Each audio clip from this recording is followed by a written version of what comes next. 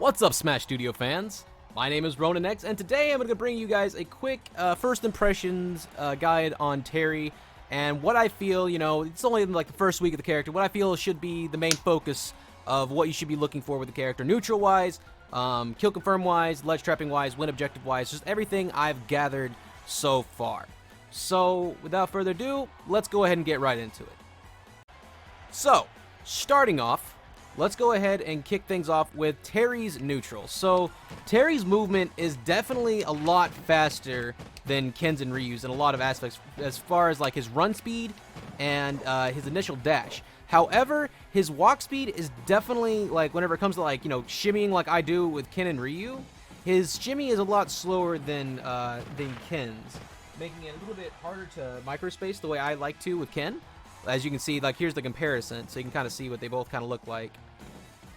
Ken's is definitely a little bit faster, but to make up for that, they gave him, like I said, a better run and a better dash overall, and definitely a better dash grab, which we'll be getting into further in a moment.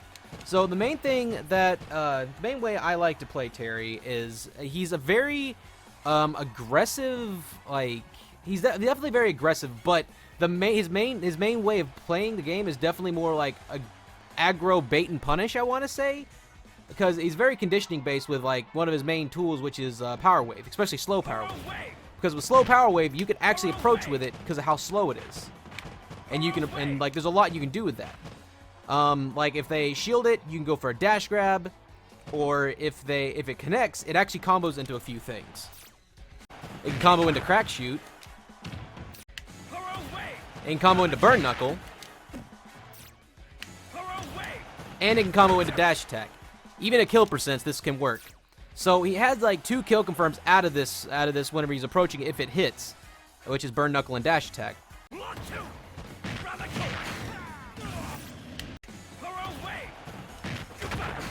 There you go. So yeah, so he has like 2 moves that can like lead into kills from this actually connecting with like one of these moves.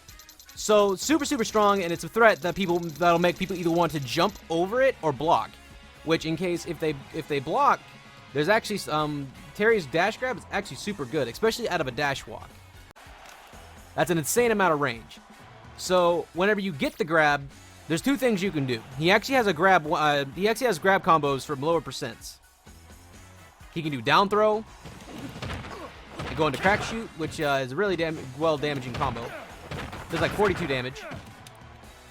Or or you can also go for up throw, up air.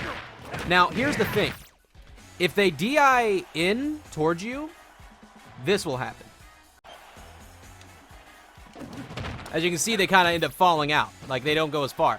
But if they do this and you up throw instead, yes, you did see, like, it combos right there.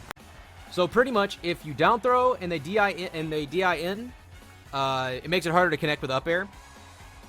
If you up throw and they DI in, you can connect, because it will combo. So that's the mix-up. Now his forward throw and back throw are definitely no slouch, because they lead into tech chases. Like, you can go in for a dash attack, or if they shield, you can go in for a dash grab or whatever. And if you're feeling real cheeky, you can always just throw them off stage and like go for a power dunk or something crazy if you want to, if you think they're going to challenge it. So for positional advantage and just setting up tech chases at, like, around like 0 to like even 30-ish% is actually super good to kind of set up with his grabs. So you can like set up things like that. So yeah, super good. Moving forward, let's talk a little bit more about his grounded normals. So his forward tilt is super good because it's actually invincible, surprisingly. I mean, Ken had this, but it definitely wasn't as safe, and it didn't special cancel. This move right here is like -7 on block, and you can special cancel it into kill confirms and other combos. So it's super good, and it can also combo from down tilt. It doesn't read on the combo counter because combo counter's garbage, but it can lead to a lot of different things. So yeah, super good move to space on shield, because like can't really punish it out of shield really. And there's a whole lot you can punish into it. Even on like you can even set up off stage with it into power dunk. Like, and I mean, you can cheese people with this like pretty often. I've been getting it a lot online. It's a really fun setup to land. So On the ground, you can like space yourself with down tilt and down tilt and forward tilt, and then you just kind of control the ground essentially, like setting up power wave. They jump over it. You can forward tilt, down tilt, or you can like even like crack shoot to like use it as an anti-air as well. So you can kind of just essentially kind of cover this bubble around Terry and make them have to approach you because of power wave.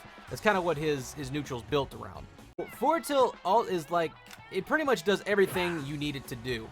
Like, it sends into a tech chase around 50, and you can actually charge your forward smash outside of dash attack and get up attack range and hit them for it. Like if they do get up attack or they tech in place or miss the tech, you can just simply charge that. They roll in, you can cover all that, and you can just catch them. And forward smash is insanely strong. Like it's easily one of the stronger forward smashes in my opinion. It's so good. So yeah, it's super good for that, and it can also lead into Buster Wolf if your opponent is not DIing up, like so. Super strong confirmed. But if they DI up, they will be able to avoid that. Down tilt's insanely good because it does not come out as fast as Ken's and Ryu's, but it has like double the hit stun. This move's hit stun is actually insane because if you watch Ken, when I down tilt him, you see that little animation he goes into where he kind of crouches down. Like, he can be hit, you can actually string into it again, like another down tilt or another move whenever he's in this animation. It doesn't read on the combo counter, but it is something you can do. So you can actually do things like down tilt, nair, into burn knuckle, and at kill percent, this is super strong. Like, you can set up some nasty setups like that if you want to. And remember, the whole time you're coming down with power dunk, like, they challenge that, they're probably gonna die. I haven't really seen many moves beat that move whenever it's coming down on top of them. Down tilt will combo into jab 2, into power dunk, which is also really solid kill confirm. You can also just combo into down tilt burn knuckle, which is also super solid. And if you really want to get cheeky with it,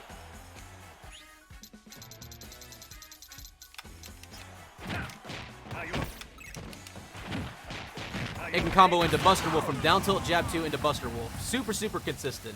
You can also just do down tilt 2 into Buster Wolf as well.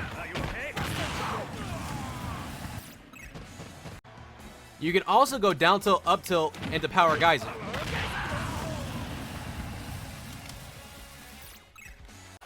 So yeah, that's his grounded normals and how they're kind of used. Now let's talk a little bit more about his aerials, okay? So, well, actually, no, before we go into that, let's talk about his up tilt. His up tilt has has the arm invincibility on it. It's not upper body like Ken's and Ryu's, but it does have an invincible arm, which is still really solid. It can lead into a lot of different confirms and stuff. But it's mostly like, it mostly works at like earlier percents, like late, like you know, you can go into crack shoot. Power dunk does not connect properly, sadly, so you can't really get that. So it's I mostly use it for like a quick anti-air, and if I have Power Geyser, you can lead into it to Power Geyser, which is super easy, like 46 damage. Super good damage. His down smash is like a really quick sweep, does about 15 damage, and actually sends at a really good angle at higher percents. It's really good to like kind of throw out when you're kind of playing footsies because it's a really fast move.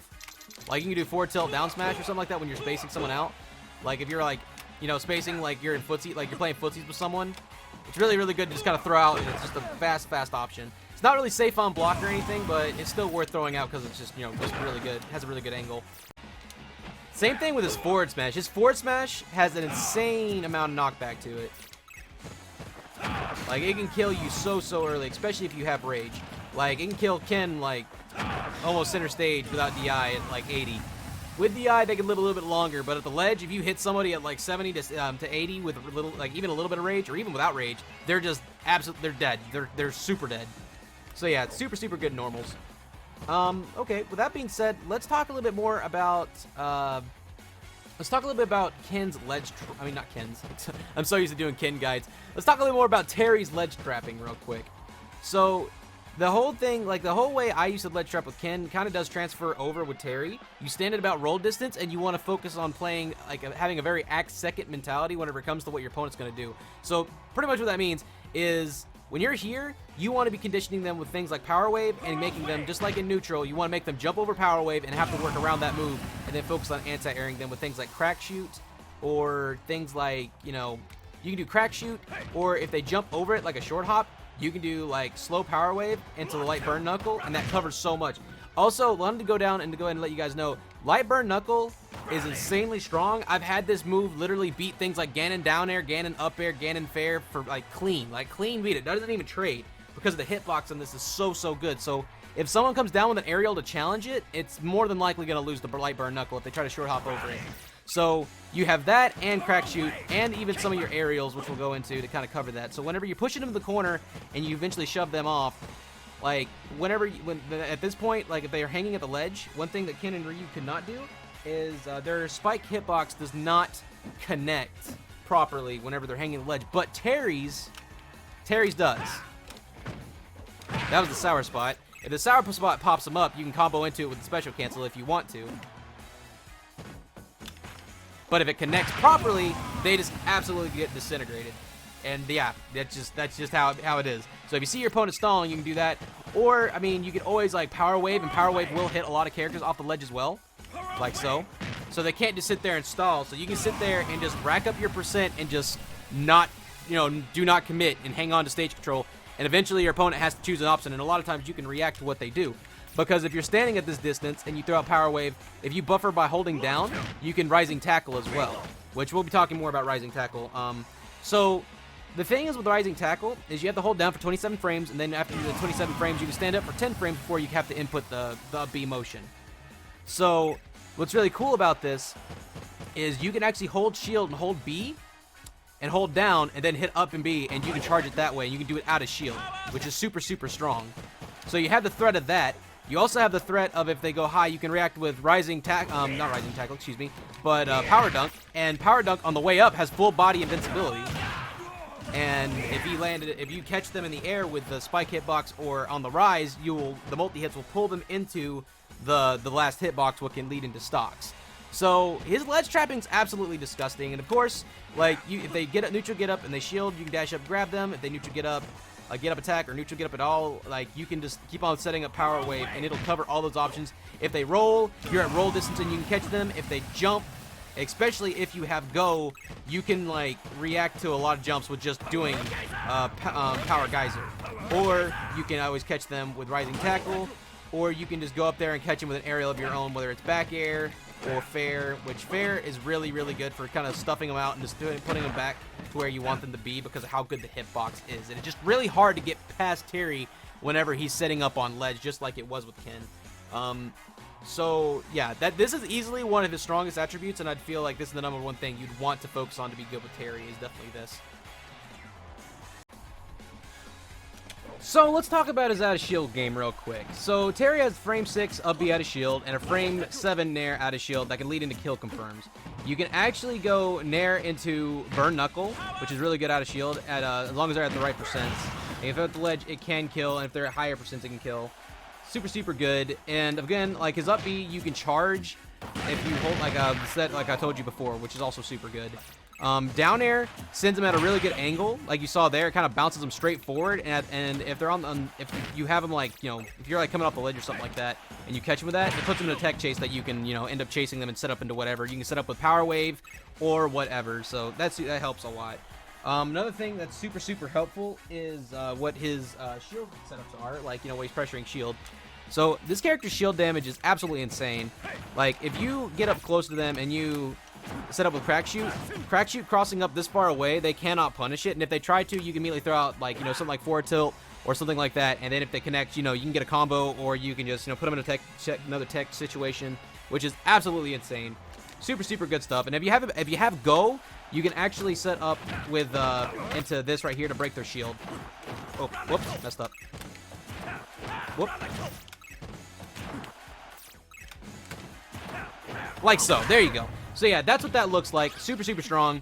So it keeps them wary of their shield health, and if like you do something like this, like I said before with crack shoot, what you want to be focusing on now is watching them for shield, because if they shield again, like after you do this anytime soon, you can always break their shield with like burn knuckle or something like that. So it makes them really wary to make them start jumping, makes them start approaching more. Start playing your game because they're scared they're gonna get their shield broken. Super good stuff. Another shield break setup you can go for is you can go for up air, forward tilt into burn knuckle, which is also really good. Like so. That can also break shield as well. Up air is also one of his safest aerial on shield since it's negative 2. His second safest aerial is nair. Super, super good stuff. Back air is also pretty safe. So, yeah, whenever it comes to like shield pressure, that's something that helps. His fair is also really good because you can kind of space back with it, and because he actually has air drift, unlike Ken and Ryu, he can actually kind of just like throw it out and just space back on your shield and not really have to worry about it. And because the angle the move comes out, it's fine. And it also doesn't. It also auto cancels on a short hop. See, so you can just throw that move out and it's super good. It has a ton of hit stun as well, and it sends it at an amazing angle. Like you can just do that and immediately go into burn Buster Wolf if you want to. Like so. But if you land the sweet spot of fair, it will not combo if they DI up. But if you land the sour spot fair, it will, because you see the angle it just sends them at? It sends them at a really low angle. And then it combos like so. So yeah, that's super, super useful to know. Yeah, so that's why I like to throw out fair a lot in neutral. Like a lot of times what I'll do if I have go, I'll throw out slow power wave and I'll approach short hop fair or something like that if it'll connect.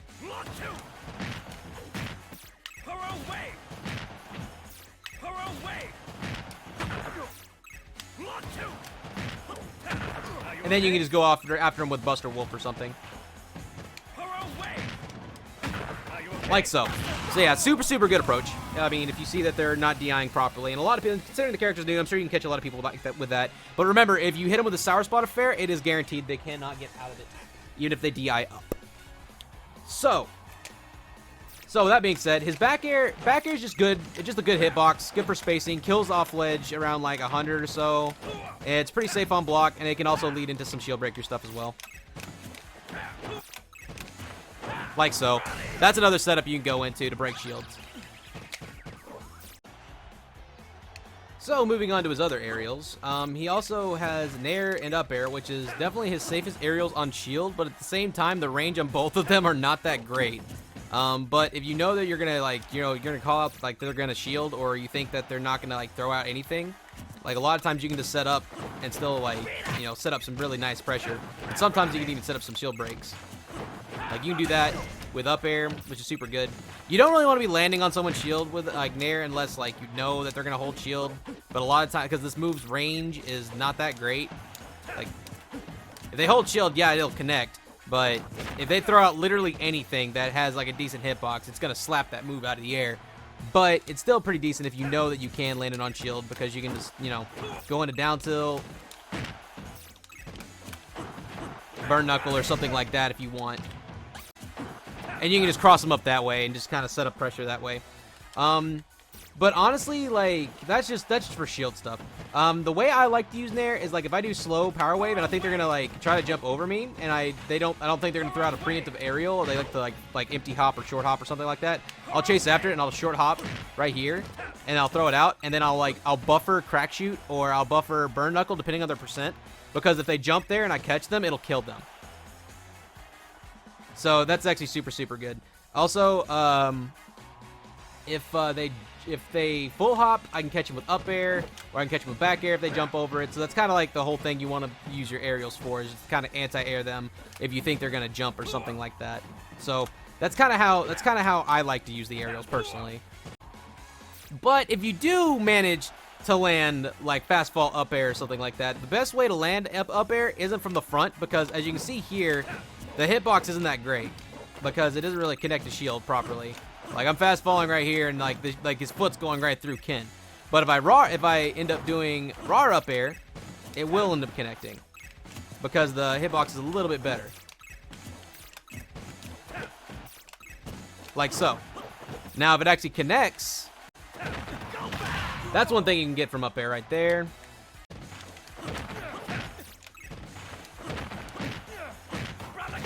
You can also go for stuff like that as well. There's like, you can get really creative with that. Like pretty much you can go up air nair nair or up air nair burn knuckle depending on their percent. There's a lot of crazy stuff you can do.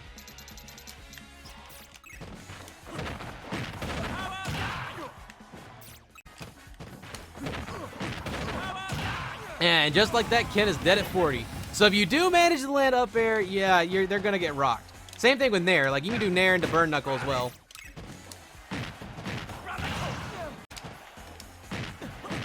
Like, you can do that, also do that at 60 as well and get the kill confirm. But the way they balanced it is, like, you know, both the hitboxes are kind of small, but if they connect, you can get massive rewards for it.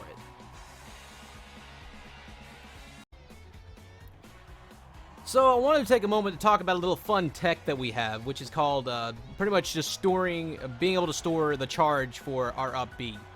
So the way I do it is I roll my finger kind of like the crescent kick input, which if you guys don't know what that is, it's forward. It's rolling your finger forward and then down to the bottom notch, like so. Watch my input reader. Like that. And I make sure to hold down when I do it. So when I'm dashing, I'm constantly holding my charge. And when I do that, I'm able to approach while keeping my charge going. And I can like do this while I'm going into shield. I can do it if if you have X or something set to jump, you can keep it stored that way as well. And it helps out a lot for whenever you're wanting to like approach, but keep your charge going. Super, super good stuff.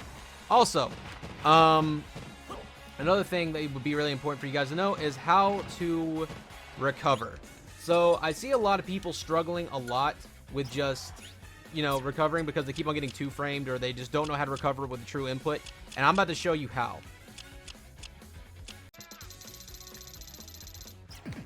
So what I'm doing, if you watch my inputs, I'm holding down, and then when I do down B, and then I use my jump with X, and then I recover. I messed up that time. And as you see, Rising Tackle will actually reach, and I was holding down the whole time after doing Power Dunk. This works the same with Burn Knuckle as well. Just make sure that if you do want to drift forward, like if you watch my bottom notches, you can drift forward a bit by like holding in this direction right here, or the same with the other direction over here. It'll keep the charge going, and it'll still let you DI a little bit in the air so you can drift forward. That way you can still get the invincibility of Rising Tackle. And that'll be the end of this guide. Thank you so much again for Smash Studios for having me, guys. If you guys enjoyed this content, make sure to hit a like and subscribe and hit that nice bell icon to show more support for Smash Studios. If you want to see more content like this in the future or are interested in Ken and Ryu as well, consider stopping by my channel at RoninX1819. I'm also a full-time streamer at the same handle on Twitch at RoninX1819, same handle on Twitter, for all my lab findings and anything that I discover about Terry, Ken, or Ryu in the future. Thank you guys so much, and I'll see you next time. Peace.